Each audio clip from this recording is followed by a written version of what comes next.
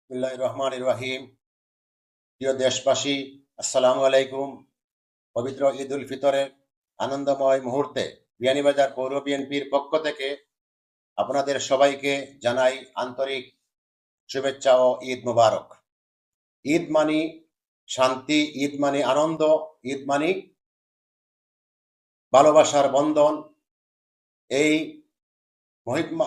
মহিমাত্মিক দিনে আমরা পরস্পরের প্রতি সহানুভূতি, ভালোবাসা, পারস্পরিক হাত বাড়িয়ে দেই। সমাজের সকল ভেদাভেদ ভুলে একই সঙ্গে মিলেমিশে ঈদের খুশি উপভোগ করি।